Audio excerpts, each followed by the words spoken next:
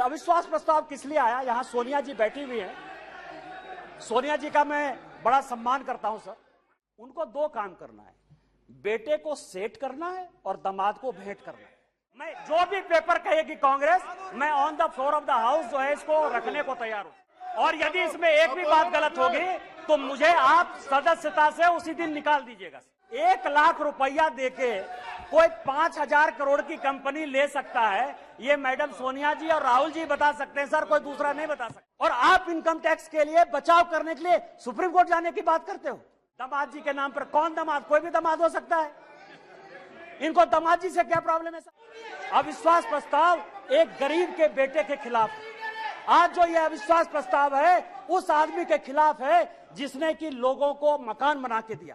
कि जब द्रौपदी का चीरहरण हो रहा था तो भीष्म पितामह, कृपाचार्य, द्रोणाचार्य, धृतराष्ट्र, जयद्रथ, चाहे वो युधिष्ठिर हो, चाहे वो अर्जुन हो, सभी मौन धारण किए हुए थे। आज यदि माननीय प्रधानमंत्री जी का, गांव गरीब किसान के हितैषी का आप चीरहरण करेंगे तो जिस तरह से न धृतराष्ट्र बचा, न दुर्योधन बचा, न भीष्म पितामह बचे, न अर्जुन बचा, न युधिष्ठिर बचा, आप में से कोई भी बचेगा। 1953 में, याद करिएगा सर, 1953 में शेख अब्दुल्ला साहब को जेल में इसी कांग्रेस पार्टी ने बंद किया। 1975 तक 22 साल वो आदमी जेल में रहा इस कांग्रेस पार्टी के कारण। और उसके बाद समझौता किया, शेख इंदिरा समझौता 1975 में। इनका विरोध उसके साथ होना चाहिए कि हमारे साथ होना चाहिए? यहां ओवैसी साहब बैठे हैं, उस दिन पूछ रहे थे कि मैं इधर रहूं कि उधर रहूं। आप तो मुसलमानों की बात करते हैं, मुसलमानों की बात करते हैं। सच्चर कमेटी की रिपोर्ट इसी मनमोहन सिंह जी की सरकार ने लाया, उसने कहा कि पूरे देश में मुसलमानों की हालत खराब है। आपको विरोध इस कांग्रेस से होना चाहिए, हमारे साथ प्यार होना चाहिए कि आप उसके साथ अविश्वास प्रस्ताव पे खड़े हो। और बचे जेडीयू सर, जेडीयू।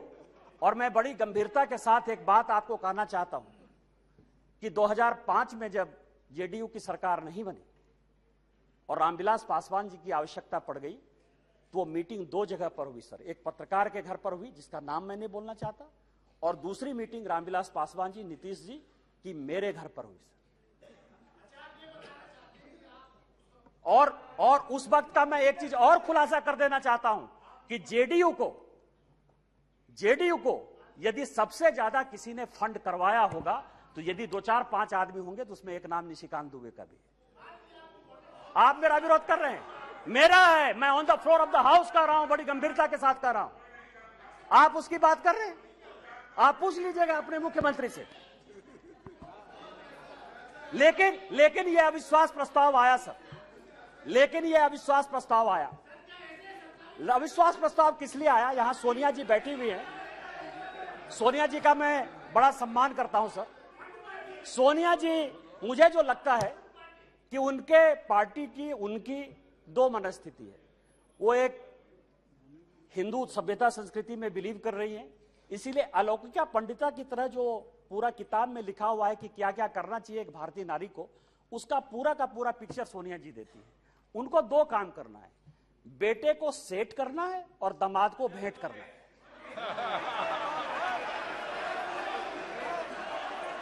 अरे जिसका नेम ले रहा है वो बोले ना, जिसका नेम ले रहा है वो बोले, ये लोग क्यों बोल रहे हैं? अध्यक्ष जी, जिसका नाम लिया जा रहा है वो सदन में मौजूद है, वो ऑब्जेक्शन नहीं कर रही है। दूसरे क्यों कर रहे हैं ऑब्जेक्शन? दूसरे क्यों ऑब्जेक्शन कर रहे हैं? वो खुद सदन में मौजूद है, उनको कोई ऐतराज नहीं है। दूसरे ऐतराज करने वाले कौन होते हैं? जब ऑलरेडी सदन में लोकसभा की माननीय सांसद मौजूद है और वो ऐतराज नहीं करेंगे तो दूसरे ऐतराज करने वाले कौन होते हैं? अब आप समझिए सर, मैंने दोनों बातें कही कि बेटे को सेट करना है और दामाद को भेंट करना है। मैं अपने बात पर कायम हूं सर। आप ये समझे सर, ये केस है सर, इनकम टैक्स का केस चल रहा है। नेशनल हेराल्ड का इनकम टैक्स का एक केस चल रहा है ट्रिब्यूनल में। मैं जो भी पेपर कहेगी कांग्रेस, मैं on the floor of the house जो है इसको रखने को तैयार हूं।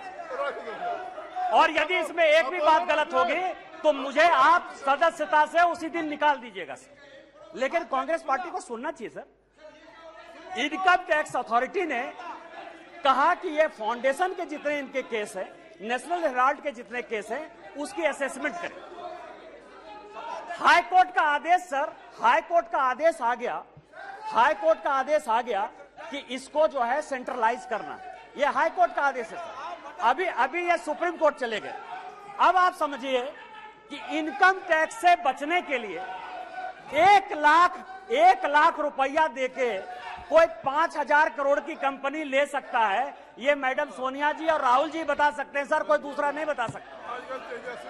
और ये कह रहे हैं कि केवल हमारे ऊपर ये चीजें होती है। यहां जीएम सिद्धेश्वर बैठे हुए सर, हमारे पार्टी के सांसद हैं जीएम सिद्धेश्वर। अब भी 80 करोड़ रुपया उन्होंने इनकम टैक्स में भरा है सर। यदि मोदी जी आपको चोर कहने की बात करते हैं तो अपने पार्टी के भी लोग जो दोषी हैं उनको भी 80 करोड़ रुपया दिया। मैं ऑन रिकॉर्ड कर रहा हूं सर, जीएम सिद्धेश्वर को 80 करोड़ देना पड़ा। बीजेपी के 4 बार के सांसद हैं और आप इनकम टैक्स के लिए बचाव करने के लिए सुप्रीम कोर्ट जाने की बात करते हो।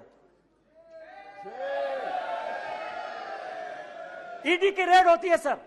और मैं आपको बताऊं कि एक भाग गया है, भंडारी है, मैं उसका पूरा नाम नहीं लूंगा क्योंकि भंडारी कोई भी हो सकता है सर।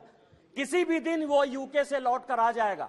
मैंने इसी हाउस में कहा था कि किसी आदमी का जो है, दामाद जी का जो है मकान है लंदन में, ये कोर्ट का ऑर्डर है सर। एक आदमी जो भागा उसका नाम है सीसी थम्पी। कोर्ट के आदेश के बाद उसका बेल हुआ। इस कोर्ट का ऑर्डर है सर। उस कोर्ट के ऑर्डर में सीसी थम्पी ने यह एक्सेप्ट किया कि उसने जो दामाद जी हैं, दामाद जी के नाम पर कौन दामाद, कोई भी दामाद हो सकता है। इनको दामाद जी से क्या प्रॉब्लम है सर, मेरा भी दामाद हो सकता है। 12 ब्रांसन स्क्वायर थम्पी ने, जिसको थम्पी ने कोर्ट ने आदेश दिया कि जब जरूरत होगी तुम आ जाना। आप समझिए कि वो भाग गया। उसने कहा कि 12 ब्रांसन स्क्वायर जो है हमारा है।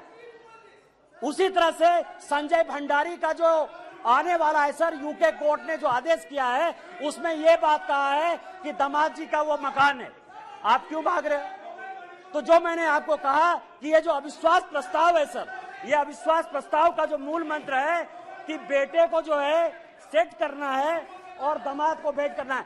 कल जो है सर, कल मेरी बात पर जो है बड़ा हंगामा हुआ, न्यूज क्लिक के ऊपर बड़ा हंगामा हुआ। आज प्रेस कॉन्फ्रेंस हुआ सर। प्रेस कॉन्फ्रेंस में मैं एक बताऊं, यदि न्यूज क्लिक का नाम यदि डिलीट या रेस्टोर हो गया, कांग्रेस को क्या समस्या है सर? न्यूज क्लिक आपका कौन लगता है? पुरकास्ट का नाम यदि रेस्टोर हो गया, पुरकास्ट आपका क्या लगता है? रोहिणी सिंह, अभिसार शर्मा या कोई भी मान लीजिए ठाकुर रंजन प्रागता, यदि उसका डिलीट हो गया नाम या एक्सपंज से फिर बाहर आ गया, आपको क्या परेशानी है?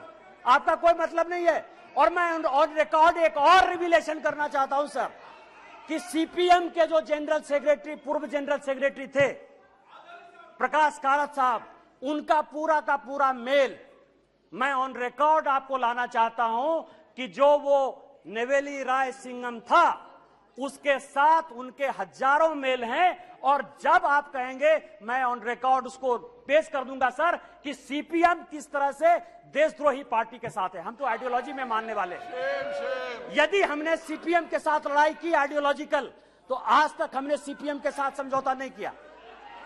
आज तक हमने समझौता नहीं किया। यदि हमने कहा कि कोई मुस्लिम लीग जिसने कि भारत विभाजन किया, आज तक वोट बैंक की राजनीति के बाद हमने मुस्लिम लीग के साथ नहीं लिया। लेकिन आपको जिस कांग्रेस पार्टी ने रोज रोज जलील किया, उसके साथ आप किस आधार पर जो है शासन में हो? मैं आपको बताऊं,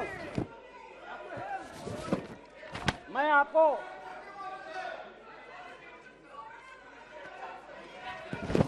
अध्यक्ष जी,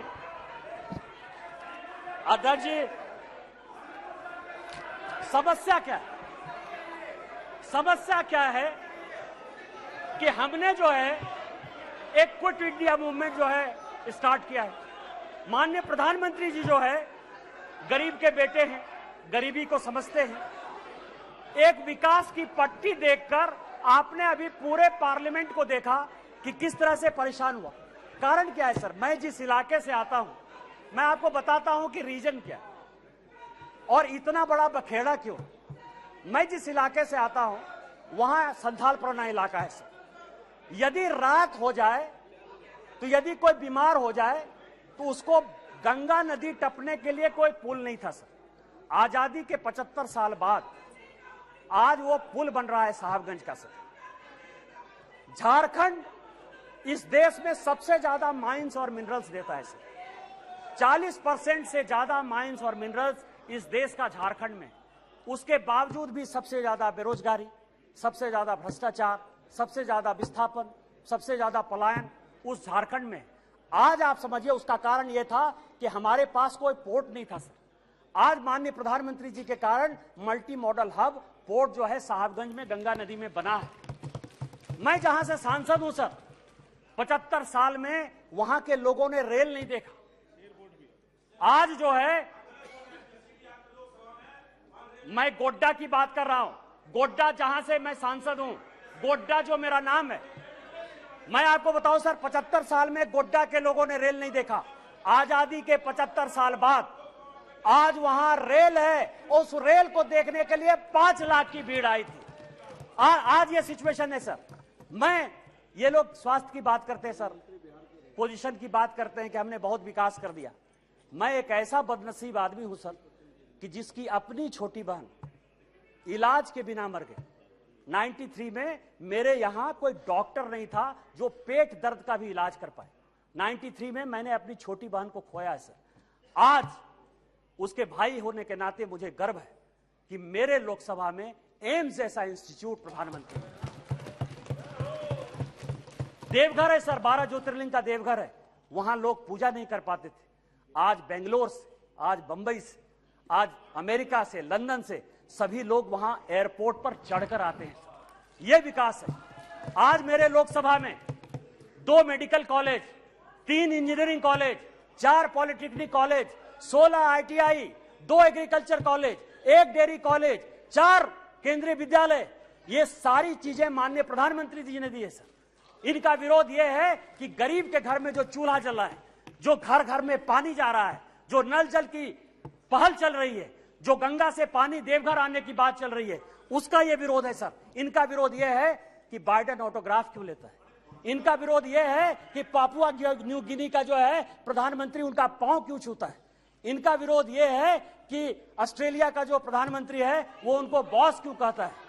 माननीय प्रधानमंत्री जी ने चाहे पिछड़े इलाके हो, चाहे देश हो, चाहे दुनिया हो, जितना काम किया है उसके कारण इनको लगता है कि 2024 में नहीं आने वाले हैं। मैं अध्यक्ष जी अपनी बात महाभारत से खत्म करना चाहता हूं। महाभारत का एक बड़ा कहानी है सर कि द्रौपदी का चीरहरण हो रहा था और पूरे, चाहे कौरव पक्ष के लोग हों चाहे पांडव पक्ष के लोग हों, वो सभी जो है चीरहरण को देख रहे थे। अध्यक्ष महोदय, आज माननीय प्रधानमंत्री जी, ये लोग नहीं समझेंगे सर, ये लोग इसीलिए नहीं समझेंगे कि माननीय प्रधानमंत्री जब परिवारवाद की बात करते हैं ना तो इनको लगता है कि परिवार की बात करते हैं। माननीय प्रधानमंत्री जी परिवार की बात नहीं करते हैं। वकील का बेटा वकील हो जाए क्या दिक्कत है। IAS का बेटा IAS होता है सर।